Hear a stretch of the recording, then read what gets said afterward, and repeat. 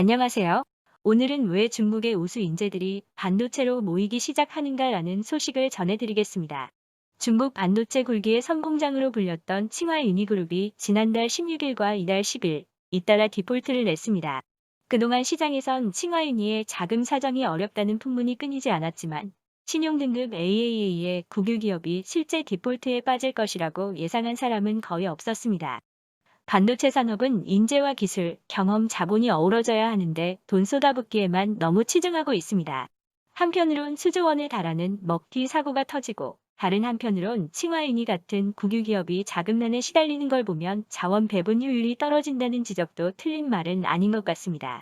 지난 8월 중국 기업 최초로 7나노미터 반도체를 만들겠다며 정부 자금 등 153억 위안 약 2조 5,600억 원을 유치했던 우한 홍신반도체 HSMC가 문을 닫았습니다.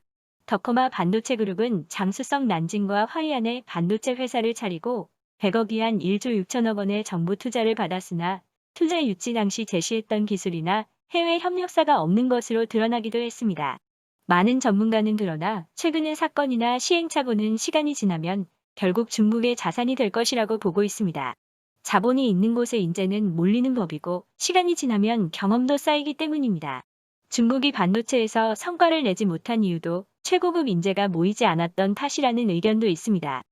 중국의 우수한 젊은이들은 텐센트를 창업한 마와텅과 샤오미의 레이진 등 소프트웨어 개발자 출신 기업가를 보면서 이 분야로 몰려들었습니다. 중국의 소프트웨어 경쟁력이 미국에 이어 세계 2위에 올라선 배경입니다. 중국 중앙정부는 2014년 1,390억 위안 약 23조 규모의 국가 반도체 산업 투자펀드를 조성했습니다.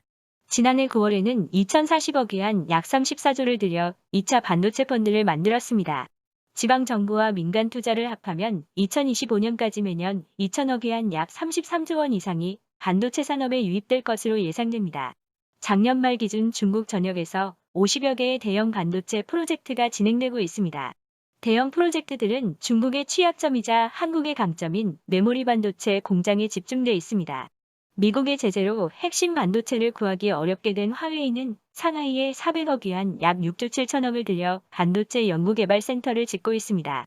설립 3년 만인 지난해 중국 최초로 독자 설계한 디램을 양산하기 시작한 창신메모리는 지난 16일 156억 위안의 정부 투자를 확보했습니다. 중국의 우수 인재들이 반도체로도 큰 돈을 벌 수 있겠다고 생각할 만한 규모로 돈이 몰리고 있습니다. 중국 정부의 올 들어 9월까지 반도체로 신규 등록한 기업 수는 1만 3천여 개로 지난해 9천여 개 수치를 넘어섰습니다. 대부분 소프트웨어 개발 능력을 기반으로 한 반도체 설계 전문 기업들입니다. 우수 인재가 핵심인 반도체 설계에선 민간이, 막대한 투자가 필요한 생산에선 정부가 주도하면서 중국 반도체 굴기의 기반이 갖춰지고 있습니다. 중국은 세계 최대 반도체 수입국이며 최대 수입품도 반도체입니다.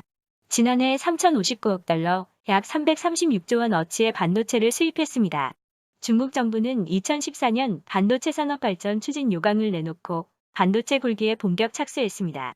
시장 조사업체 IC인사이츠에 따르면 지난해 중국의 반도체 자금률은 15.6%로 2018년 16.5%에서 오히려 떨어졌습니다. 반도체 굴기 원인인 2014년 12.7%와 비교해 소폭 상승하는 데 그쳤습니다. 오늘의 추천 영상은 중국의 산무 반도체 기업이란 중국 반도체 업체 투자받고 파산 신청입니다. 감사합니다.